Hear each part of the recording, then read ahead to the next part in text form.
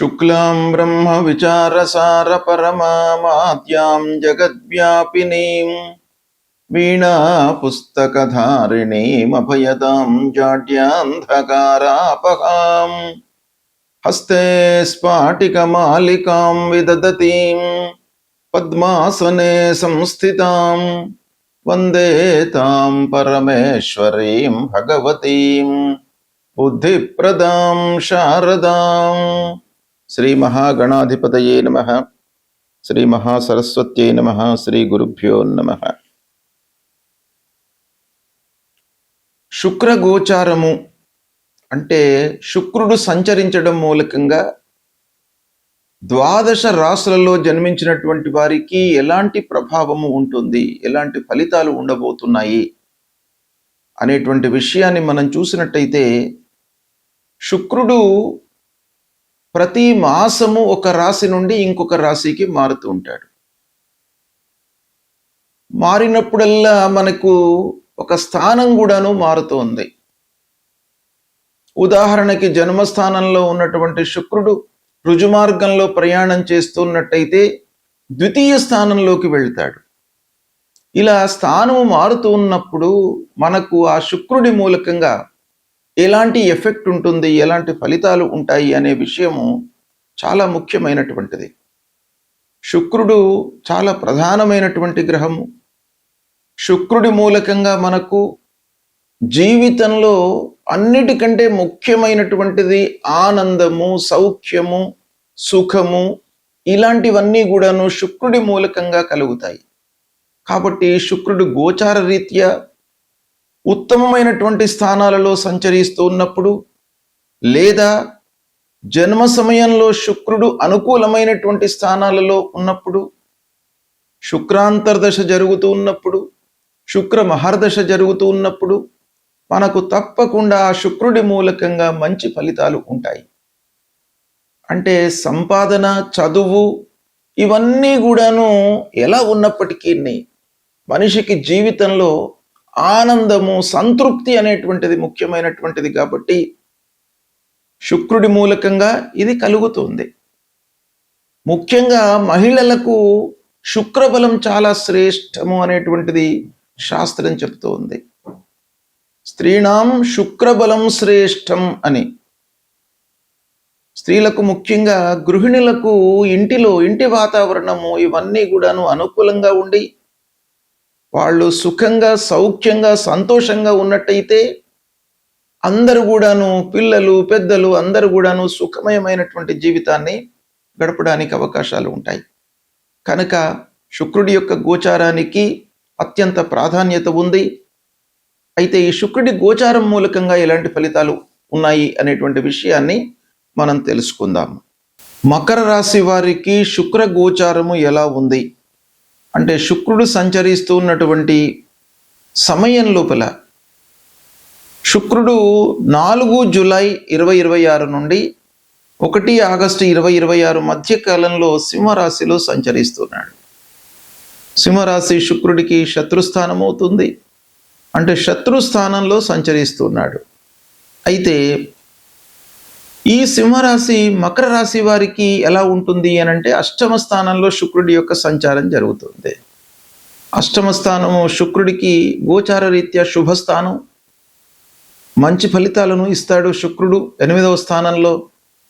అందున మకర రాశి అధిపతి శని శుక్రులు మిత్రులు కనుక అష్టమ స్థానంలో సంచారము కలిసి వస్తుంది మకర రాశి వారికి.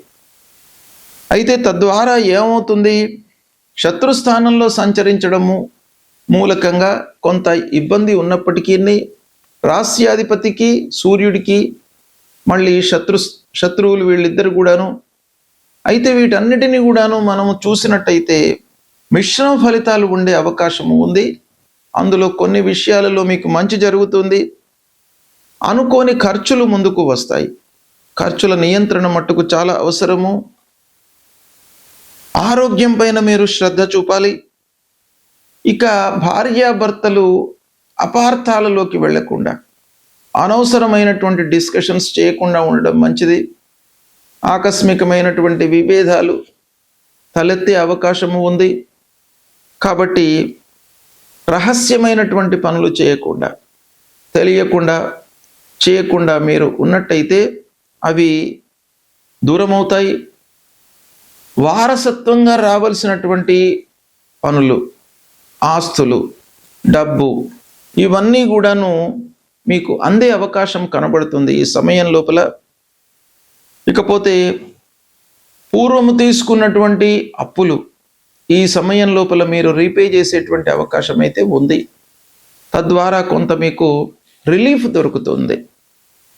ఇకపోతే మానసికమైనటువంటి ఆందోళనలు ఉండే అవకాశం కనుక సమస్యలను మీరు పరిష్కార మార్గం వైపుకు మీరు వెళుతూ ఉండాలి. అంటే ఎప్పటికప్పుడు మీరు సమస్యలను పరిష్కరిస్తూ ముందుకు వెళ్ళినట్టయితే ఆందోళనలు పెరగకుండా మానసిక స్థితి నిలకడగా ఉండే అవకాశం ఉంది.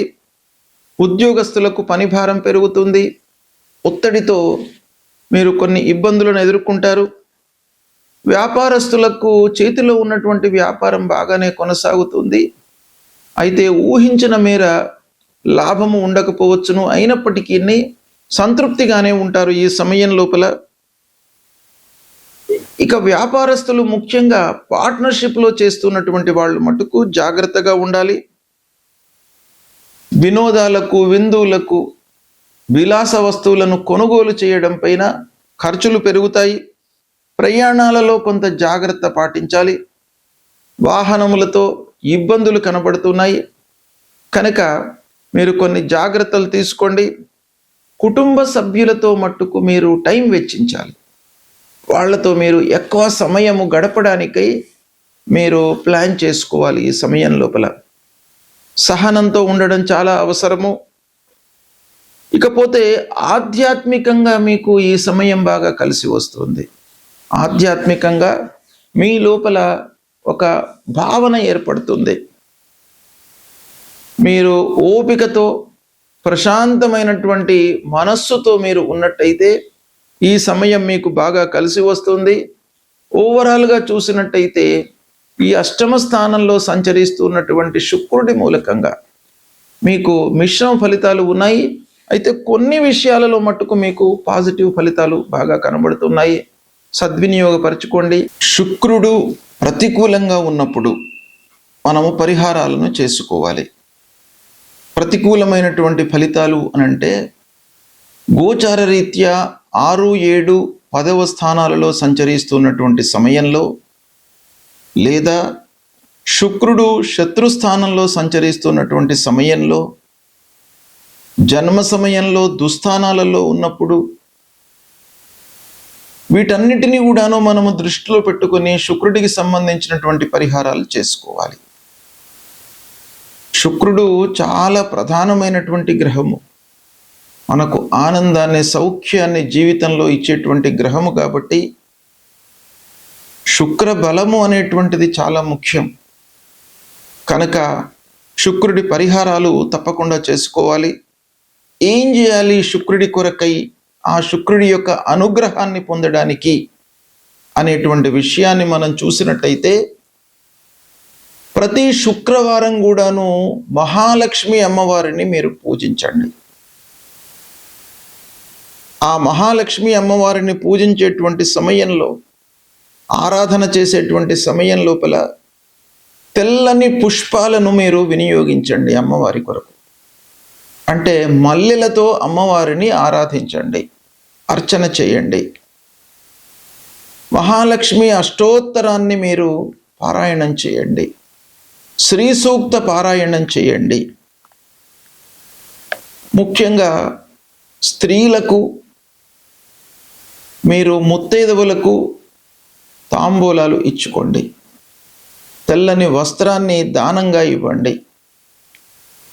ఇక పిల్లలకు, చదువుకునేటువంటి విద్యార్థులకు పుస్తకాలు కానివ్వండి, పెన్నులు కానివ్వండి, లేదా వాళ్లకు ఉపయోగపడేటువంటి సలహాలు చదువు కొరకై మీరు చేయండి. మీ స్థితిని అనుసరించి వాళ్ళ చదువు కొరకై ఉపయోగపడేటువంటి ఆర్థిక సహాయాన్ని కానివ్వండి, లేదా సలహాలను కానీ ఇచ్చినట్టయితే ఆ శుక్రుడి యొక్క అనుకూలత మీకు కలుగుతుంది. ముఖ్యంగా శుక్రుడికి సంబంధించినటువంటి మూల మంత్రాన్ని చదువుకోవడము, అమ్మవారిని యొక్క దేవాలయానికి వెళ్ళి అమ్మవారిని ఆరాధించడము, అర్చించడము మీరు చేసినట్టయితే చాలా మంచి పరిహారాలు కలుగుతాయి. ఆ అమ్మవారి యొక్క అనుగ్రహం మూలకంగా శుక్రుడు మీకు అనుగ్రహిస్తాడు. తద్వారా శుక్రుడి మూలకంగా కలిగేటువంటి ఆ దుష్ప్రభావం ఏదైతే ఉందో అది దూరం అవుతుంది. అమ్మవారి యొక్క అనుగ్రహం కలుగుతుంది. తద్వారా మీకు శుభ ఫలితాలు కలుగుతాయి. కనుక అమ్మవారిని పూజించండి, సత్ఫలితాలను పొందుతారు. శుభం.